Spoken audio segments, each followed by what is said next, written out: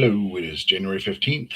We are going to start off with the Lord's Prayer, like we do every day. Our Father who art in heaven, hallowed be thy name. Thy kingdom come, thy will be done on earth as it is in heaven. Give us this day our daily bread. Forgive us our trespasses as we forgive those who trespass against us. Deliver us from evil, for thine is the kingdom, the power, and the glory forever and ever. Amen. Okay, tonight we are going to be reading from Genesis 13:17 through 32:12. Matthew 10:24 through 11:6, Psalms 13:1 through 6, and Proverbs 3:19 and 20. So here we go. January 15th, Genesis 13:17 through 32:12. Jacob did it. He put his children and his wives on camels and gathered all his livestock and everything he had gotten, everything acquired in Paddan Aram, to go back home to his father Isaac in the land of Canaan. Laban was off shearing sheep. Rachel stole her father's household gods, and Jacob had concealed his plans so well that Laban and Arman had no idea what was going on. He was totally in the dark.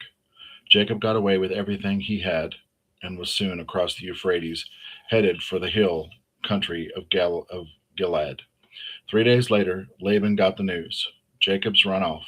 Laban rounded up his relatives and chased after him. 7 days later, they caught up with him in the hill country of Gilead. That night, God came to Laban and Arman in their dream and said, "Be careful what you do to Jacob, whether good or bad." When Laban reached him, Jacob's tents were pitched in the Gilead mountains. Laban pitched his tents there too. "What do you mean," said Laban, "by keeping me in the dark and sneaking off, hauling my daughters off like prisoners of war?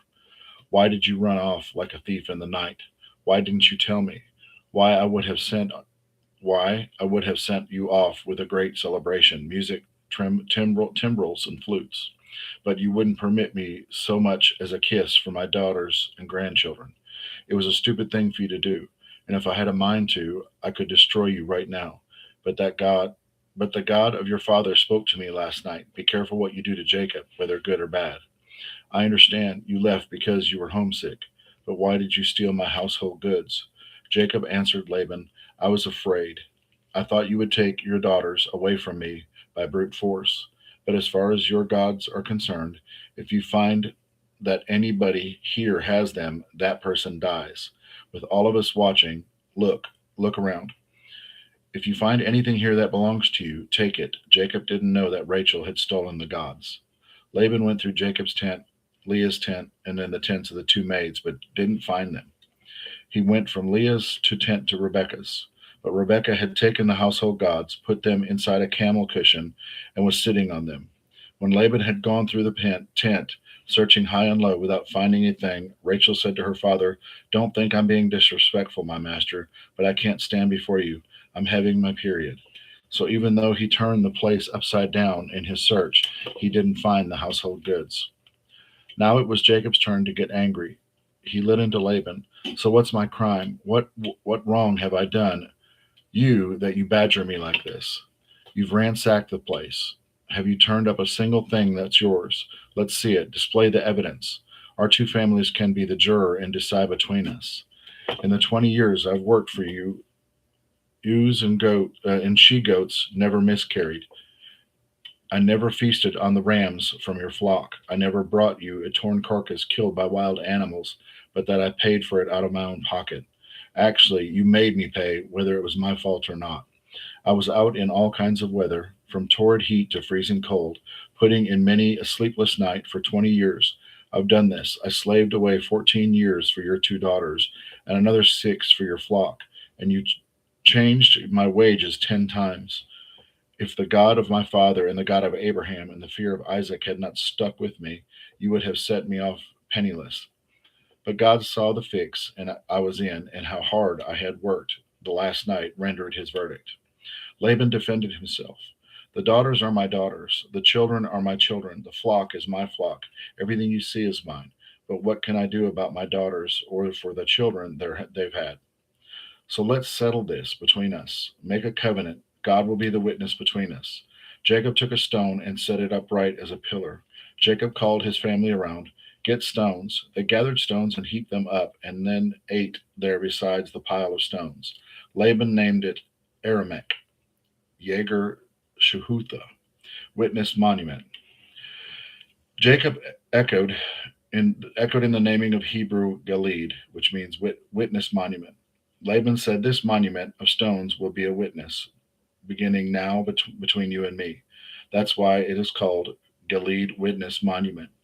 It is also called Mizpah, Watchtower, because Laban said, "God kept watch between you and me when we were out of each other's sight. If you mistreat my daughters or take other wives when there are no one around to see you, God will see you and stand witness between us." Laban continued to Jacob, "This monument of stones and this stone pillar that I have set up is a witness that I won't cross this line to hurt you, and you won't cross this line to hurt me. Then God of Abraham and the God of Nahor, the God of their ancestors, will keep things straight between us." Jacob promised, swearing by the God of his father Isaac.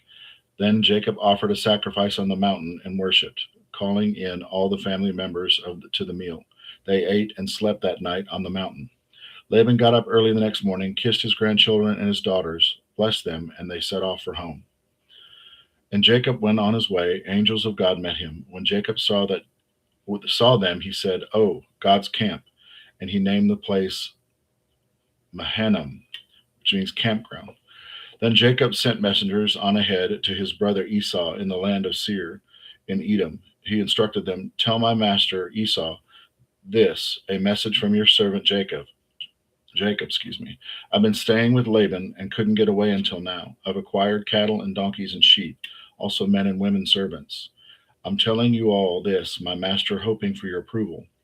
The messengers came back to Jacob and said, "We walked to your brother Esau, and he's on his way to meet you, but he was 400 men with him."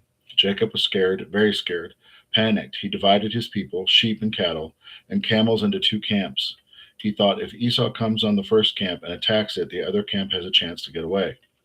And then Jacob prayed, "God of my father Abraham, God of my father Isaac, God told me, go back to your parents' homeland, and I will treat you well. I don't deserve all the love and loyalty you've shown me. When I left here and crossed the Jordan, I only had the clothes on my back, and now look at me, two camps. Save me, please, from the violence of my brother, my angry brother. I'm afraid he'll come back and attack us all, me and my mother's children. You yourself said, I will treat you well. I'll make your descendants like the sands of the sea, far too many to count." So the breakdown of Genesis 31:17 through 32:12. It says, Jacob leaves Laban under pressure, fear, and unfinished business. Laban chases him, but God steps in and draws a clear boundary. Do not harm Jacob. On the other side, Jacob prepares to face Esau. The past he's been running from. The past he's been running from. This passage shows a powerful truth. God goes before you and behind you. Even when you're afraid, God is already negotiating battles you haven't reached yet. Jacob doesn't rely on his strength. He prays, remembers God's promises, and humbles himself.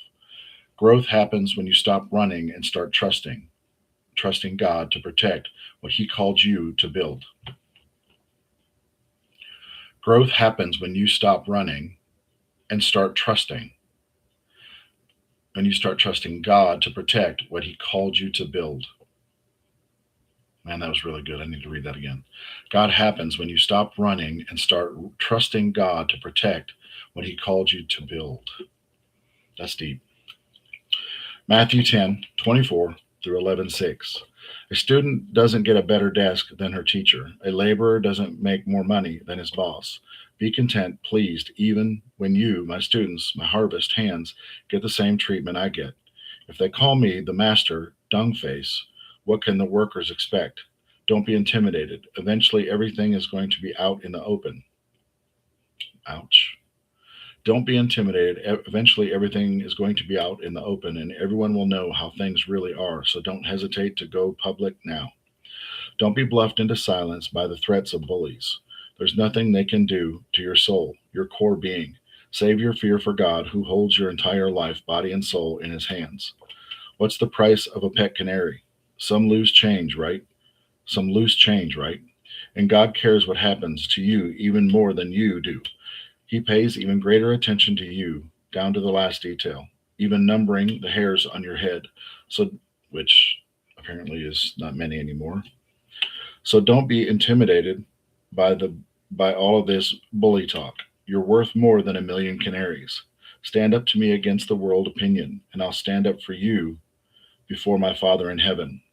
If you turn tail and run, don't think I'll cover for you. Don't think I'll come to make life cozy. I've come to make a sharp knife cut between son and father, daughter and mother, bride and mother in law. Cut through those cozy domestic agreements and free you for God. Well meaning family members can be your worst enemy. If you prefer father or mother over me, you don't deserve me. If you prefer son or daughters over me, you don't deserve me. If you don't go all the way with me through thick and thin, you don't deserve me. If your first concern is to look, if your first concern is to look after yourself, you'll never find yourself. But if you forget yourself and look to me, you'll find both yourself and me. We are intimately linked in this harvest work. Anyone who accepts what you do accepts me. The one who sent you, anyone who accepts what I do accepts my Father who sent me. Accepting a messenger of God is as good as being God's messenger. Accepting someone's help is as good as giving someone help. Wow. Read that again. Accepting someone's help is as good as giving someone help. Why is that so hard for us? This is a large work I've called you into, but don't be overwhelmed by it. It's best to start small. Give a cool cup of water to someone who is thirsty, for instance. The smallest act of giving or receiving makes you a true apprentice. You won't lose out on a thing. When Jesus finished placing this charge before his 12 disciples, he went on to teach and preach in their villages. John, meanwhile, had been locked up in prison when he got wind of what Jesus was doing. He sent his disciples to ask, Are you the one we are expecting, or are we still waiting? Jesus told them, Go back and tell John what is going on.